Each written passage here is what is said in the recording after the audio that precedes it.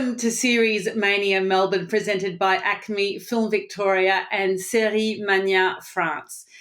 ACMI acknowledges the traditional owners, the Wurundjeri and Bunurong people of the Kulin Nation, on whose land they meet, share and work.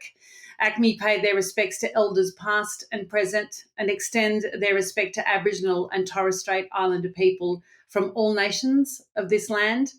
I'm recording my part of this interview today from a different part of the country. I acknowledge and celebrate the traditional owners of this particular land, the Gundungurra and the Dharawal people, and I pay my respect to elders past, present and emerging. And gee, I am delighted to be here today to be talking about preppers with writer-creators Nakkiah Lui and Gabe Dowrick. Hello. Hello. Now look, Nakkiah Lui is a writer, actor, director and Gamilaroi Torres Strait Islander woman. She's done some amazing work in theatre. We won't go into it now, but please go and look it up. And if you see any of her plays on, please go, because it'll put your faith back in theatre. In terms of TV, though, she was actor, writer, producer of the groundbreaking series Black Comedy and one of my favourite shows, Kiki and Kitty, which is simply a delight about a woman and her vagina. Most recently, Nakkiah is now, of course, the creator, showrunner of this series, Preppers, along with Gabe Dowrick, who is a writer-creator of this show and an extraordinary editor, award-winning editor for The Other Guy, and has worked on Family Law, Kiki and Kitty, Sando, Black Comedy, Doctor, No Activity, and the very beautiful Wakefield. Now, Preppers. Preppers follows Charlie, Nakkiah Lui's character, a young Australian Aboriginal woman who experiences her own, and I'm not laughing, personal cataclysmic event when her life crumbles around her. We've all been there. Escaping the fallout, Charlie finds herself at the centre of a mismatched community of preppers planning for the apocalypse. Now, I'm 2 episodes in. I'm hooked. Where did the idea of setting the story amongst doomsday preppers come from? Well, I got really invested in doomsday prepping a good couple of years ago. You caught, guess being my partner. Not so much if I caught it as tried to dampen your enthusiasm. You took it pretty far. Which didn't quite work. And I guess, for me, being a First Nations person, this idea of survival is so integral to, I guess, our contemporary identity and how we create hope for the future. And so I think the idea of prepping and people preparing for the end of the world was always really fascinating for me, finding, this idea of trying to, I guess, if to be really crass, if everything were to just fucking fall apart and shit hit the fan, that you somehow would want to survive and find hope. And so that's kind of where that idea came from. I started thinking about colonization as a form of apocalypse, really. And this idea of, as an Aboriginal person, we've already survived one apocalypse. It'd be foolish to not try and prepare for more. So it's a brilliant conceit. It's an absolutely brilliant conceit, and which is a very strong part of your work anyway, Nakkiah. Certainly in the theatre work I've seen, you always have these really great starting points. I guess for me, so the first time I ever heard of the term survivalist was in a Louis Theroux documentary. He did one about this guy in the middle of nowhere, hating the government, wanting to push government away, the government not wanting to run his life, and somehow wanting to live out there. And then when Louis goes back to visit him, of course, it's all fallen apart. His wife has left and he admits that he has to rejoin society. In this particular bit, there's this other really strong narrative about, as you say, our Indigenous community having undergone one apocalypse, what would happen if a second one came. What did the other performers feel about that? How did they kind of get into it? Because you've got some amazing performers in that show. Yeah, I don't know. What are your thoughts on that? I mean, I think everyone was sort of, I suppose, attracted to it because one of the fun things about doomsday prepping is that you have quite a broad church of ideas within that sort of community, So, it sort of felt like it really lent itself to being a comedy because, you have sort of evangelical rapturists. You have people who think that an apocalypse is coming, because of environmental or economic or zombie. So, it made us be able to sort of create quite distinct points of view. So I think for the actors and, for you playing the sort of outsider there, that sort of really fun thing to grab onto. It creates a real ease of sort of comedic conflict, I guess. Oh, yeah. It's a rich world with a lot of characters who are essentially, and this was, I guess, about, prepping it's getting more mainstream, but it being such a fringe culture is that there is just such room for oddballs. But at the heart of it, like a real deep sense of values around your humanity, whether that be yearning to belong or wanting the world to be better or, wanting to survive. It's you can go really wacky, but then get right to the heart of it. And I think that is something that our cast does incredibly well, balancing really big, goofy, silly at times humor, but being able to have it be filled with humanity and heart. Oh, absolutely. Now, all good shows start with amazing casting. And, I'm only 2 episodes in, and imagine my delight as it all unfurled. So Uncle Jack Charles, obviously, royalty of theatre and film. Aaron McGrath, Meyne Wyatt, Ursula Yovich, Chamhela Pola, who you will have seen in The Newsreader, EJ Norvill, Luke Arnold, Brooke Satchwell, Grant Denyer, and Kate Miller-Heidke, full stop, end of sentence. Now, did you enjoy that? Did you enjoy? And they're beautifully cast in the most perfect ways. Yeah, I love casting. I love actors. I adore actors. I think, working as a writer, I actors just for me like a gold mine. But we were really lucky. We kind of got everyone we wanted. We threw names up on the board, names out there, and with some pretty crazy ideas, especially, for Grant Denyer and Kate Miller-Heidke and Brooke Satchwell, and just got immediate yeses. So it was actually really it's really humbling to have actors trust you so much. How'd you find that? I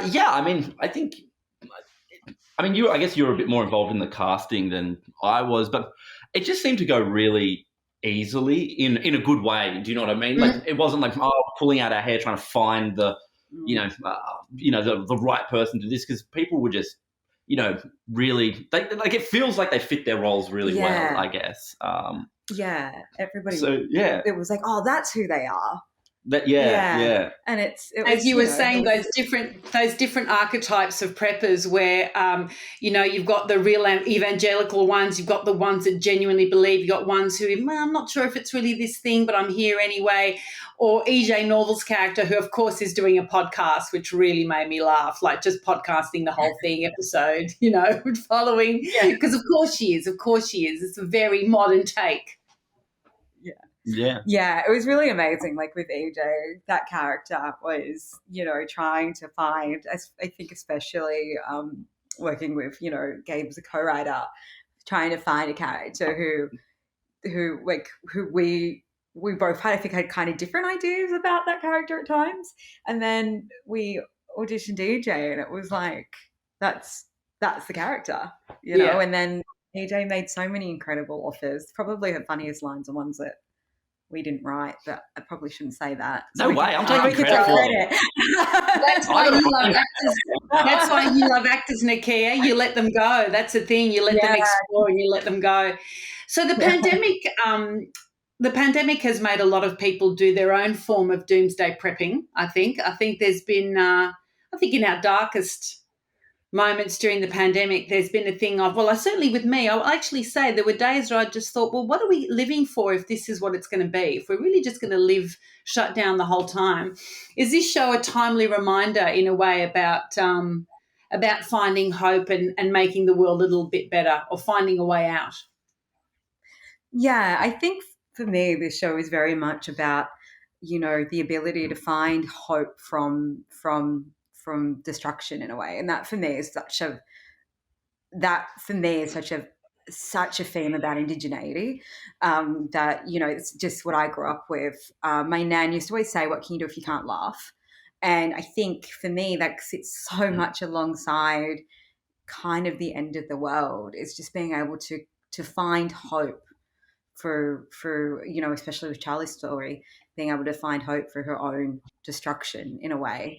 And also, I think we really take for granted, and I don't know about you, but especially, if I thought, what does the apocalypse look like? It wouldn't be locked up in my house, like fear of running out of toilet paper with too much to watch on Netflix. It was that real sense of a loss of community. I think, we take community so much for granted, and that it takes a lot to build community. And that was one of the fascinating things I find about prepping, and especially in like these characters and any type of group that's like marginal group that's had to survive something throughout the world, is this real value of community and building community, and that ultimately, like, we are kind of human creatures and need each other, and I think that's really lovely. There is some great lines in this show and some great set comedy pieces. Just watching your character, Nakkiah, just attempt an obstacle course in itself was like this beautiful montage of hilarity right there. But just great lines like, I'm going to prove that the legendary Penrith Panther exists. That whole sequence is so great. If you can ruin my day, I can ruin all of yours. I think that's something I'm going to start living by. Great lines in there. Comedy is something that's always been very intrinsic to both your work. You've really explored that before. And in this one too, the comedy also comes out of the morning TV show trope. Yeah. Morning TV is such a great way into all the kind of contradictions that can happen in terms of entertainment, TV, politics.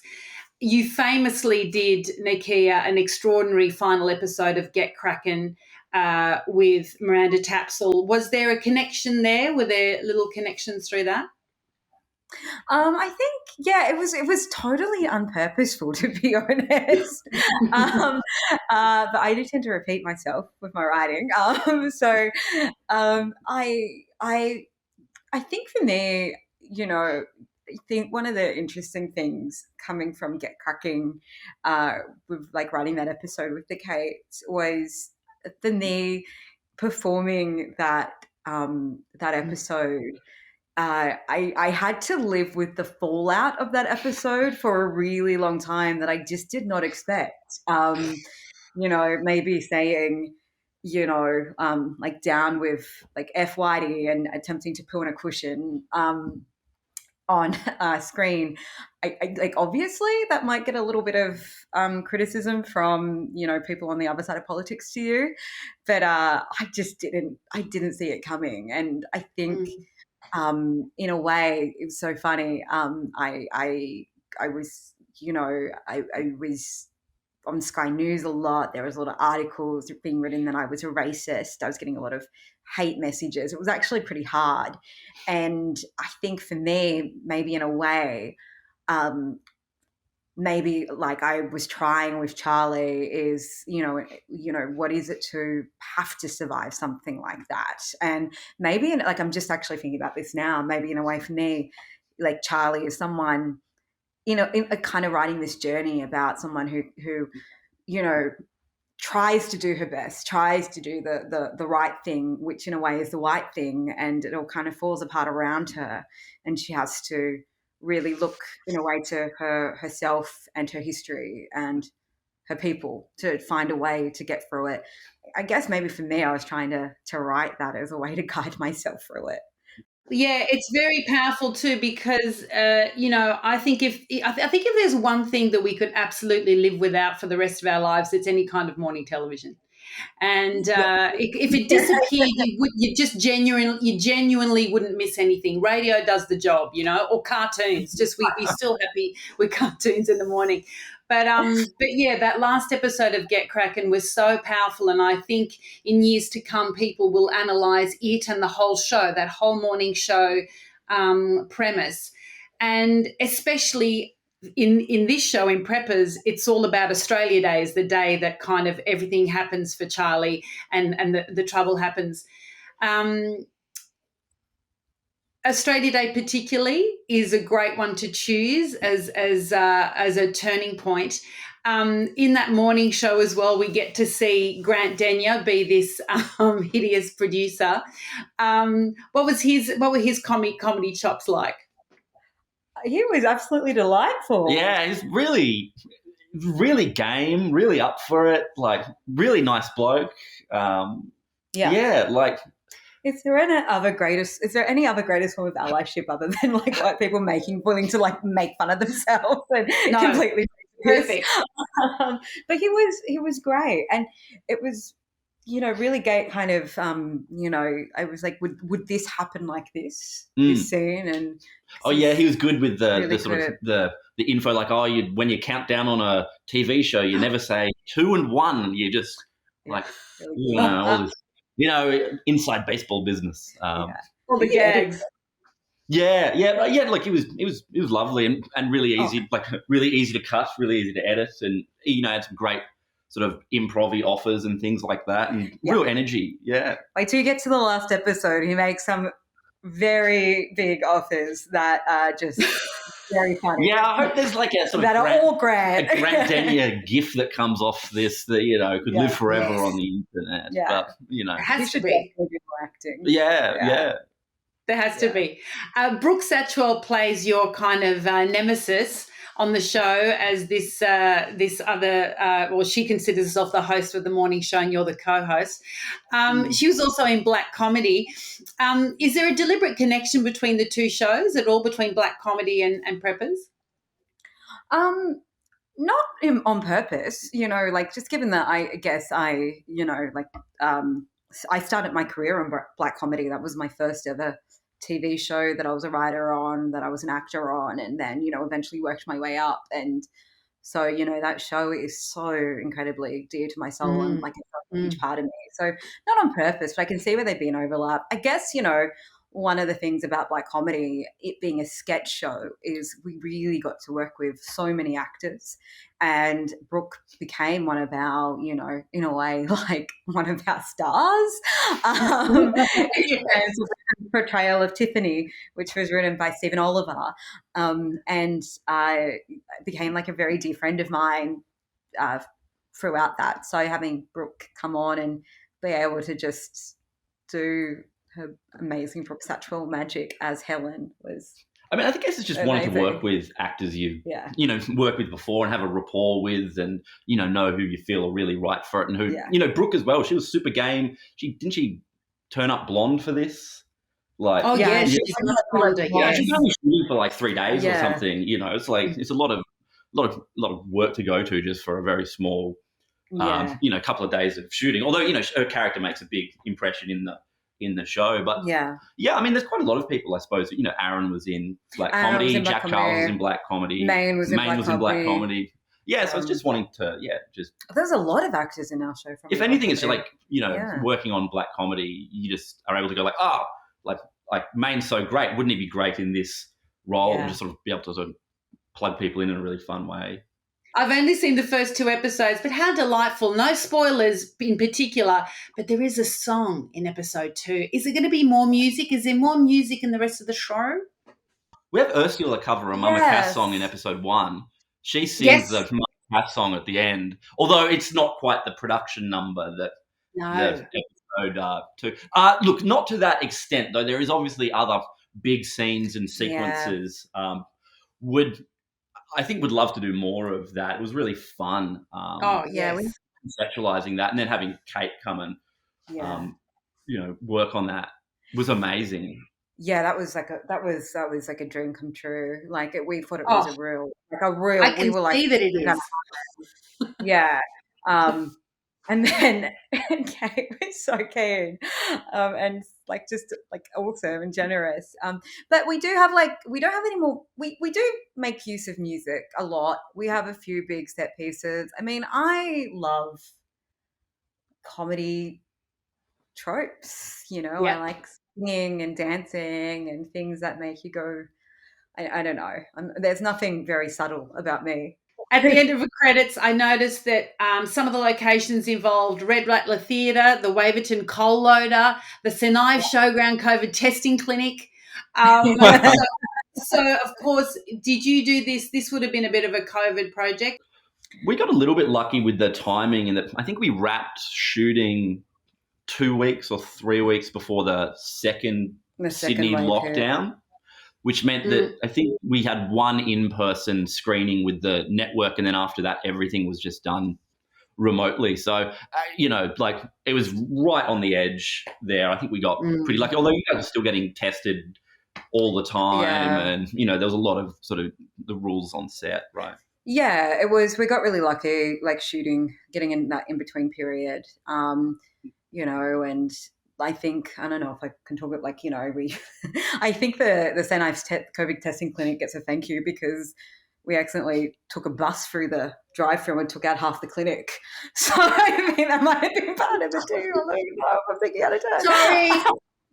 No, it's funny. And I don't know. Our COVID safety officer on set was the nicest guy. It was actually really nice to have someone on set whose job was just to keep us safe and be friendly. With this show, one of the challenges was really just that we have a really fantastic cast and we have an ensemble of how many? Like 7? Yeah, I guess so. The 7 preppers. I'm great with numbers. 7 preppers. Yeah. Between 7 and 12. Yeah, you're doing a lot of, which means, and people, trying to get that cut, like trying to just shoot that is long in of itself, and then adding in the things like not being able to have as much rehearsals, things taking longer to set up. I think that's kind of where, we had to that was a big lesson, I think, for us in terms of, writing, is you have to be really kind of selective with what jokes and what you can shoot in the day and what's really important, just because you do lose that time with the extra protocol. It's not like the funding's going up to support that. It's just, there's just now an extra step. Because comedy is so much about takes, and getting to play around, that rehearsal time as well. So I think that was that's probably was a bit of a challenge, just getting everything and enough of it. Yeah, I mean, I suppose we're the ones who wrote the scenes that every scene has 7 people, which I guess logistically, when you're trying to shoot that as well, if you've got one scene with 2 characters, you need, a shot of each. But as soon as you get 7 characters, now you've got to do 10 times as many setups, so that was our fault. As writers together, though, how does that work? Are you an easy writing couple? One of us is easy, but we won't say which. That's great. Look, guys, when the writing begins, we leave the marriage at the door. You know what I mean? I think, it's Gabe, especially being an editor, it was really great to work with. We know each other's humour very well. We met doing black comedy. We've worked together. We've never written together before, so this was a first.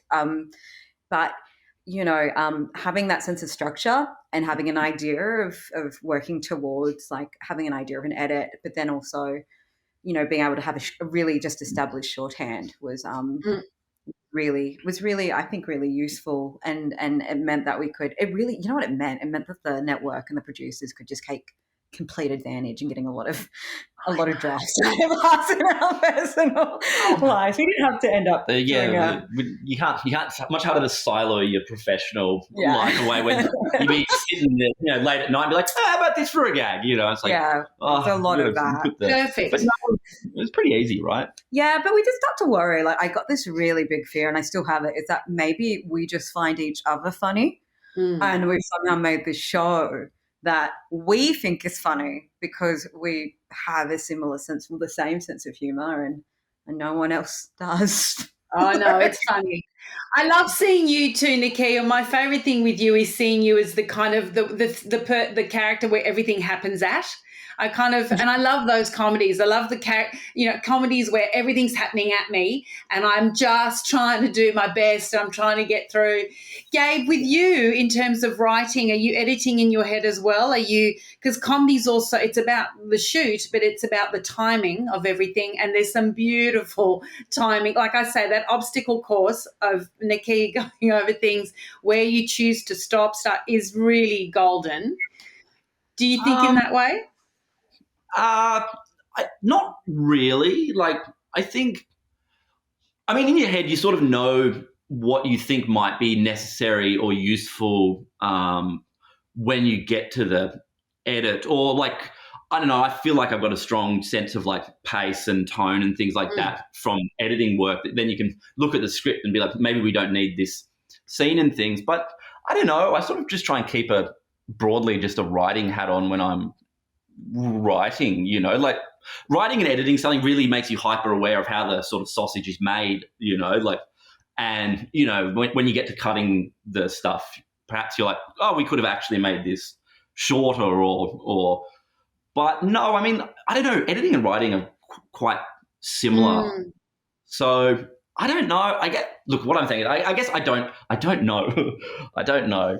You know, editorially, you want like different rhythms, and you want stuff to feel cinematic, even when it's like ostensibly a comedy. Do you know what I mean? Like, yes, ours is a comedy about, you know, 7 doomsday preppers trying to get on with each other, but, you know, we're still trying to make it as cinematic as possible. And Stephen, the director, did a really fantastic job of trying to inject that in there, you know. That was always something, I guess, we wanted to do. You know, you want sequences and set pieces and things like that lend themselves to it feeling big and fun. Yeah. Yeah. So I'm looking forward to seeing the rest of the episodes. What's next for you guys? You've got Preppers in the Can that's about to come out. People can watch it exclusively here to begin with. Then what? Well, you go first. I'm just back to editing work, you know. Yeah. Editing TV shows in my pajamas in bed at the moment. What am I doing? I'm developing a play that I wrote called Black is the New White. So I've got writing that for TV. Really? If you haven't seen Black is the New White, I'm sorry. It was terrific. I saw it twice, once in Wollongong and once in Sydney, with almost same casts. Wow, you're going to turn it into a TV series, like a series or a movie? A series, yeah. Hopefully, we're doing that with me and Jungle. And I've been working in the States over the last 2 years now, nearly. Working with people in the with people. Not with the United. I'm working with the United States. No submarines. It worked out. But I am adapting. I've been adapting a podcast called Tabloid, which is about Ivanka Trump for HBO. Oh my god! Yeah, doing that and just, you know, picking up writing and acting jobs here and there. But yeah, and running a publishing press. So we'll be announcing some books soon. Amazing. An imprint called Joan. Amazing. And just before we go, can we just talk about that magnificent Harper's Bazaar cover? Oh, thank you. Yeah. Wowzers. Now, incredible on that. If you haven't seen it, just pop down to your newsagent now that you can, maybe in some states, not all, and have a cheeky look. Was that, you say it felt like an exciting moment to do. I find photo shoots always a bit tricky because it's hard to, I don't know, be yourself or something. How did you find that? Because it was a very dramatic looking, very like fur kind of queen. It was amazing. Yeah, it was like, I grew up in, quite a poor area of Sydney, St. Mary's and Mount Druitt, and got teased for being, the fat Aboriginal girl. They would throw their fruit at me off the bus in high school. It wasn't a great time for me growing up. So I guess I never really thought of myself as that world was ever kind of, I don't know, like that. Being on the cover of a fashion magazine was really it's still kind of like mind blowing. But yeah, it was kind of amazing. I really felt I guess I felt like that day when we were shooting, I think especially being I guess an Aboriginal woman with something to say who is angry, you do kind of, I've spent so much of my career trying to, almost like counterbalance that with smiling and being nice and being affable and even, trying to be like more soft-spoken at times, really aware of how I come across all the time and not always just being afraid of like as if anger was a bad thing. And I guess doing that shoot, I never thought it would be. I have a lot of respect for people in fashion, and I got to work with Beck Parsons, and it was such an amazing team. But I got to feel strong and worthy, and I kept thinking about like if what like the 13-year-old would feel if she saw someone like me on that cover, and without being like too not to be conceited, but that I'm not a thin model white lady. I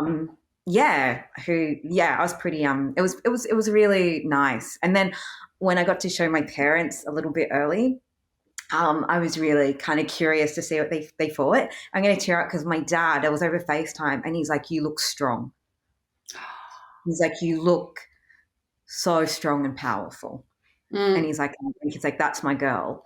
And which is not to, he calls like parents, but it was really nice. I felt like I didn't have to apologize anymore for being strong. Yeah. If you enjoy a story full of comedy, if you enjoy seeing preppers, if you're looking forward to maybe seeing Camilla Heike doing something you don't expect, and certainly Grant Denyer, and seeing great work from Nakkiah and Gabe, you will love Preppers. And you can see it first up here on ACMI or on the ABC, where you will see the full series there as well. Thank you to you both, Nakkiah and Gabe. Oh, sexiest, spunkiest writer couple we've got in this country, I should imagine. Thank you so much. No, thank you so much, Julia. You're the best.